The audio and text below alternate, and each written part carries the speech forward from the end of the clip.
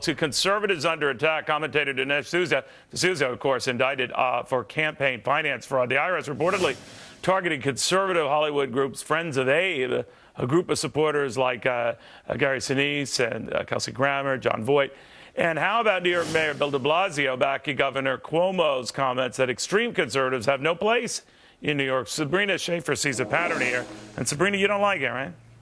No, I mean, I think it's become acceptable or even encouraged to tar and feather anyone who questions government overreach today. And unfortunately, this tactic of fear-mongering and pitting Americans against one another, whether it's conservatives or the wealthy or women, has become sort of common practice among Democrats and progressives. But you know what's kind of weird about this? I know there might be different dots, but I connect them just the same between the D'Souza thing and the going after these conservatives in California. By the way, post all of the dust up of going after Tea Party conservatives, that great investigation that is yet to bear any heads on a spike, but leaving that aside, there does seem to be a weird kind of a pattern to this stuff, because I don't see it going the other way. No, you're absolutely right. It's definitely concerning. And look, I mean, you can look at something from the war on women rhetoric to the IRS targeting of conservative groups, and it trickles down, right? Even today, this morning, there was a debate on I'd say, an attack on Twitter against conservative columnist Catherine Lopez. This is a mantra that is sort of being beaten, into the ranks, and we're seeing it come out in all sorts of ways that are very concerning. But it's kind of subtle to me. And again, Sabrina, I could be misreading it. But the inference is, geez, look at all these conservatives being targeted. Maybe I better just stay under the radar here, because every time I pipe up, I might have the IRS after me.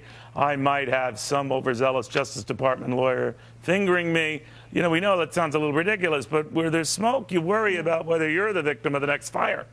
No, you're absolutely right. I mean, ultimately, this is intended not only to stir up political support, but to muzzle anyone who's questioning big government, right? Any candidates or lawmakers, activists, even mainstream Americans who want to make their voice heard. And it's not so outside of the realm of normal, right? I just looked at some polling, and 42% of Americans identify themselves as fiscal conservatives.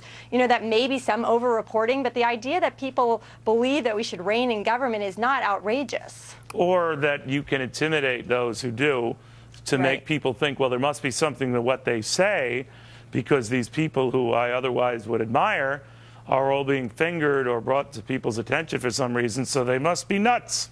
Right, absolutely. But, and I wish that we could, agree that this is a big country. We have a range of different values and perspectives and policy ideas, and that's a good thing. But we also have a lot of serious challenges ahead of us right now. We have high unemployment, we have poverty issues, education crisis, healthcare problems. It would be nice if we can sort of push aside the overwrought rhetoric and come to the table and have a conversation in a civilized manner. But I take it from what you're saying. I don't put words in your mouth, Sabrina. You do find the pattern of these targets, disparate and different as they are, to be at least intriguing. It is, and I definitely think it trickles down. I think that there is a larger sort of message. It doesn't just pop up right out of nowhere. We hear it from the president. As Brett was saying before, we were hearing it from lots of different lawmakers, Schumer, Cuomo. This doesn't come out of nowhere. There's a conversation about how this goes about. Amazing. Sabrina, thank you very much.